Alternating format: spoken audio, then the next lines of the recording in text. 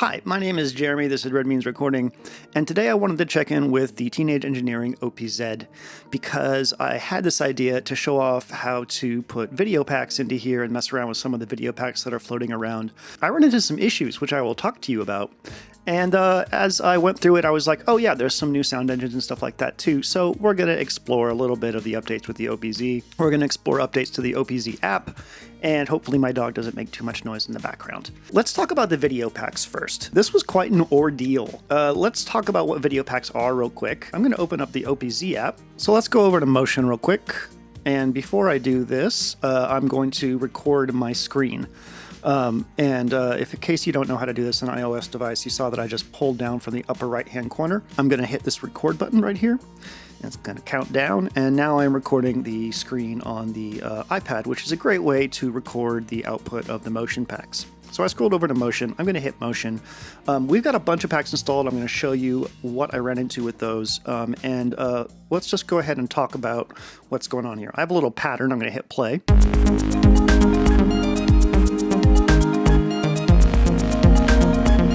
can see there's a lot of stuff going on screen. So the way this works is there's a whole bunch of scenes built into this that are built in Unity, and there's a video lab thing that you can use in Unity to make packs for this.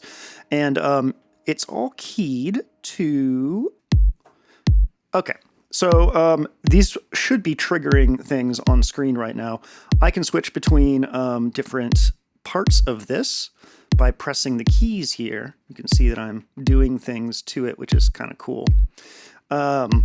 Got some effects over here. Isn't that neat? And then you should be able to do stuff with these dials, but I don't know. It doesn't really do anything. So if I unmute some other tracks, we might see some, yeah, see how it switched back like that? So there's like stuff keyed into this, which is kind of neat. It'll auto switch scenes, which is good and bad, I guess. So that's kind of cool, right? Like now it's switching between scenes. You can also record these effects, which is also pretty neat. Let's go ahead and unmute some more stuff. Now you can see that it's affecting it even more.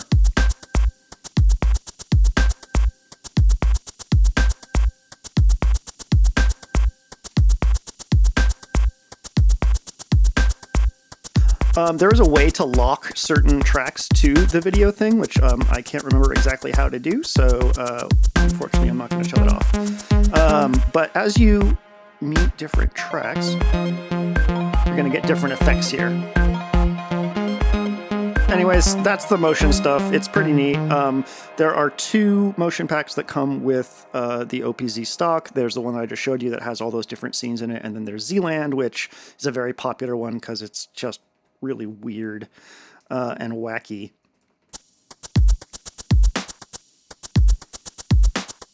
Got these little friends here doing stuff. You can make them walk faster. You can make them pixelate. This is a fun one. I really like this one. Now they're in a forest. So different parameters for each of these tracks that you have here are assigned to different parts of the video thing to auto-generate stuff. I don't remember it doing this when I first did my walkthrough of the OPZ. I don't remember it auto-changing things on screen. I had to play everything. It reacted to the beat a little bit, but mostly I had to play it. So I'm not sure if there was a change in there.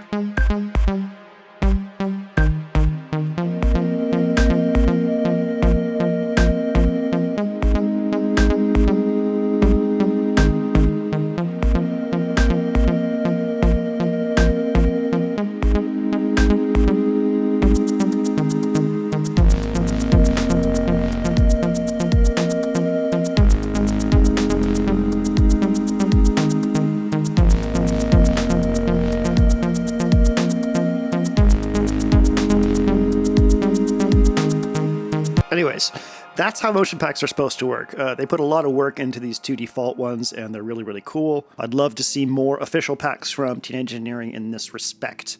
Now, the issue that I had was I know that there are some custom packs out there. There's a very, very talented individual named Kajiro Takahashi that does Unity stuff and all kinds of really, really awesome stuff. He's just a really talented individual, and he contributed to the OPZ packs here. I'm not exactly sure which ones he did, but God bless him. I love his stuff. He's so cool. So he was doing some stuff on GitHub, and he was releasing some Videolab tests that he showed off in his Twitter. And I grabbed these Videopaks and I loaded them on. So let me show you how that works, because it's not as simple as you think. Like, I thought that you would just mount the OPZ like you normally would. So when you have the OPZ off, you plug it into your computer via the cable here, the USB-C cable, and you hold down track when you're turning it on, and that mounts the OPZ in disk mode, which gives you access to being able to put sample packs and stuff on there. I thought, erroneously, like an idiot, that that's how you would put Videopaks on there too. But that's not the case. Turns out that you have to use iTunes file sharing for it. Now, I'm not going to go into the OS X desktop version of the OPZ app. It does exist. I don't know shit about it. I'm just going to show you how I did it to get it on the iPad, because that's what I am using for my stuff here. So let me go over to the Mac real quick. I'm going to bring my microphone over here. Here we go. Okay, here we go.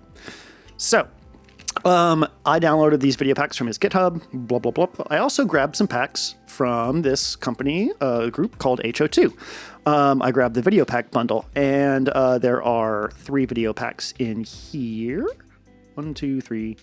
They look really cool, right? I was really hoping they would work, but I ran into some serious issues. So here's the folder from HO2. And here are the Kajiro Videopaks. So let me go ahead and open up iTunes. I have my iPad plugged into the Mac here, and I'm going to go to this little button right here, which shows what's on my iPad. File sharing.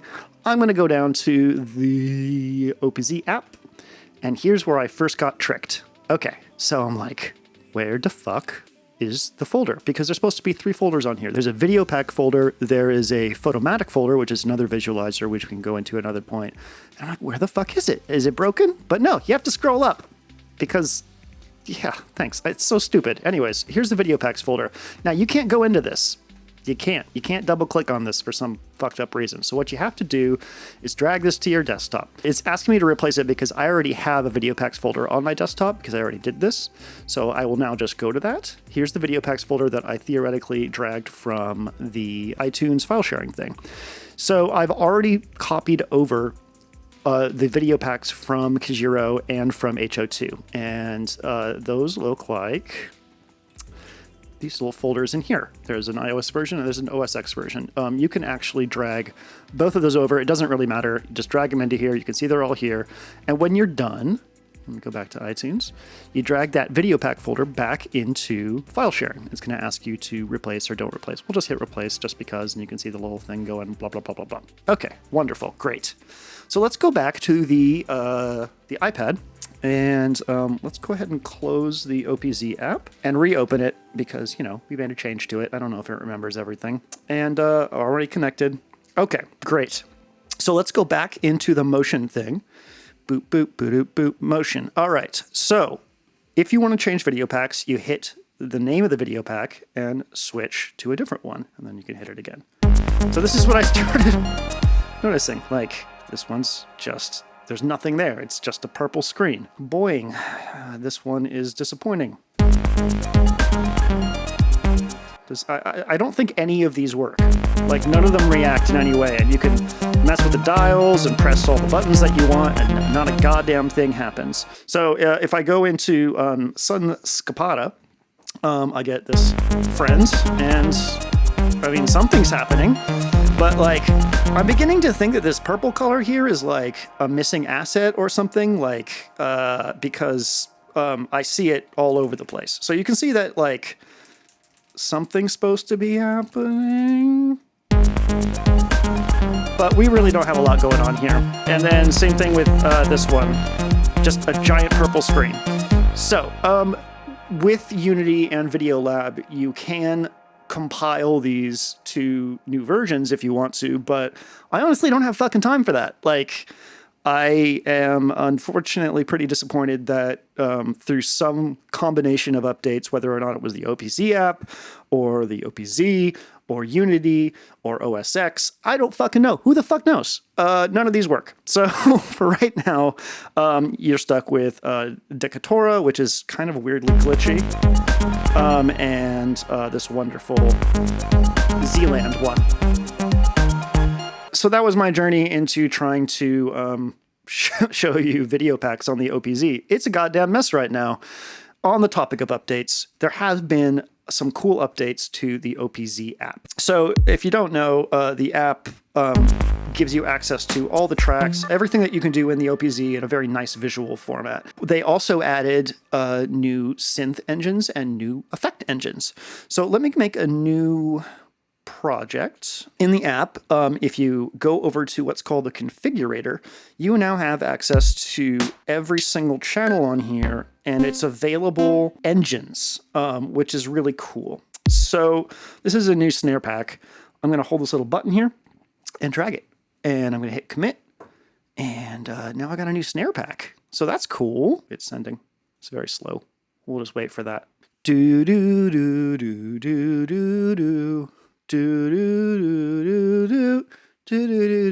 Done. Great. So now we have a new snare pack. Each synth on the OPZ, each synth channel, we got bass, lead, arpeggio, and chord. And the arpeggio actually can be turned off now, so you can turn this into whatever you want. These are all synth engines, and Teenage Engineering has started to release new synth engines through the OPZ app, whether that's for iOS or for your Mac. So that's kind of cool, right? Like, it's almost like in-app purchases, except for now, they're free. When you're on a channel like bass, clicking each one of these, which is normally how you would switch between synth engines, will show you what synth engine is loaded on there, which is cool. Some of the new ones are analog. I'm going to add analog to 7. What's the new one? This is a new one from Cuckoo. Organ's new. So then you hit commit, and you can see this is going to happen a lot faster than it did before. We're on chord now, so we can do polyphonic or we can do monophonic. So the cool thing now is you can fill these up. Like before, you could only have a certain amount, and now you can fill them up. So here's the organ engine. It actually is pretty cool. So let's go ahead and record just a little riff with this.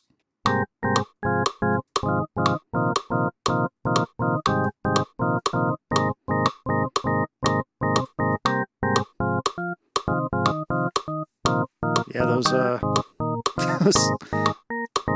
keyboard is really, really responsive and awesome and amazing. And how it really listened to what I did. Okay, so let's explore what this sounds like.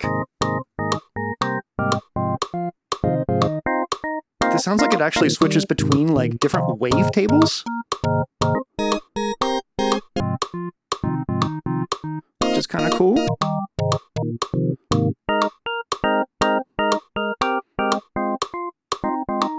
And this sounds like it's a bit of a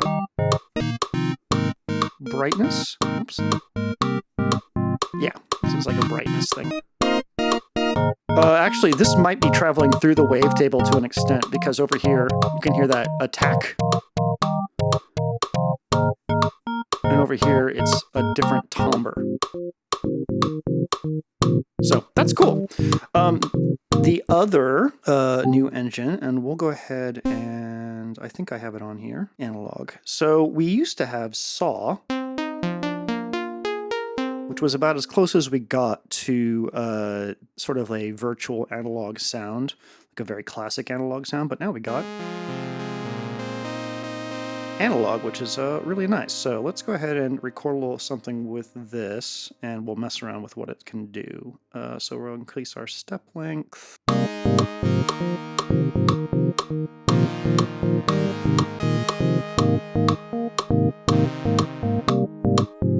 Looks like P2 is going to be sort of a brightness thing.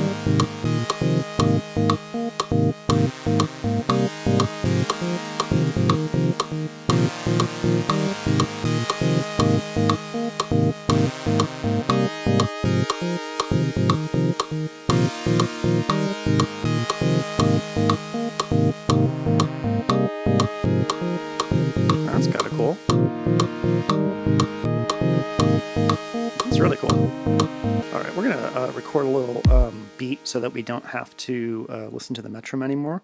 One of the cool things about the organ thing is if you go into your LFO, because P1 is basically like traveling through a wavetable. If you set this to whatever you want, we'll just go like this, and we'll set this to P1.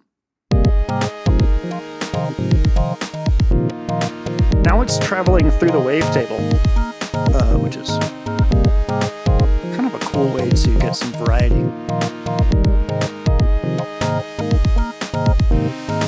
So what else do we have for an engine? We'll go to the arpeggiator track. Now to turn on the arpeggiator, because before, whoa, too fast. Before it was like, and that's great. It's cool to have that, but if you turn the speed all the way down, now it is not an arpeggiator anymore, which is very useful. So this Cuckoo's is an interesting one. It's almost like an electric piano. Okay, so what I found with his was that P2 doesn't really do anything, which is weird. And here there's no timbre change whatsoever. P1, however, introduces this bit of fuzz to it, which is really cool. Just adding some step components to make it a little bit more interesting, so while as we listen to this, things happen. Okay, cool. So those are the new sound engines. We got organ, we got analog, and we got Cuckoo's face. Let's talk about the new effect engines. I'm really stoked on this. So let's go over to our configurator, go over to effects channels. So before, all we had were crush, which was a decimator, delay, which, self-explanatory, distortion, and RYMD, which was a very similar reverb to what the OP1's reverb is, which is quite honestly shit. It sounds like a baby's first spring reverb. It's really bad. But now we got a real reverb, which sounds really good, and this chorus. I've already added them all down here, so let's go ahead and give them a listen real quick. Okay, that's chill. All right, so right now it's set to delay. Let's go ahead and here's what the old reverb sounded like. And you can actually see that I got these tracks down here I can send to it. So we want the chord track.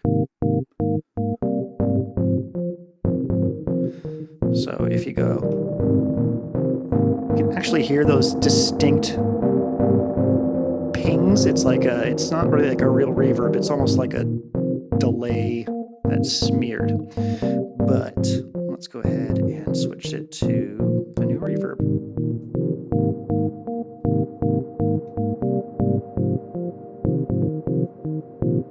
That's what a reverb should sound like. It's a really nice reverb to have in a device like this. Having a nice reverb is very important. Let's see if we can bring in some more things.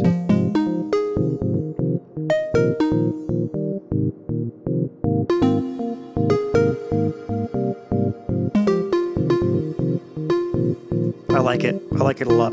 All right, let's go over to our device, our second one here, which is currently set to that same terrible reverb.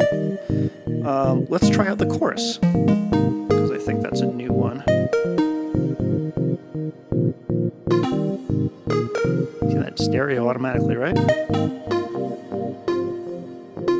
Now it's just on the organ.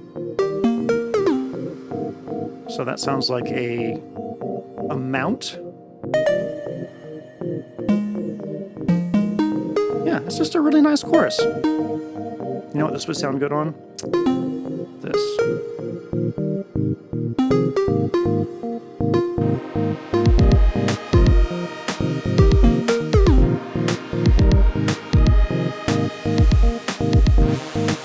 So I think that's it. A new reverb.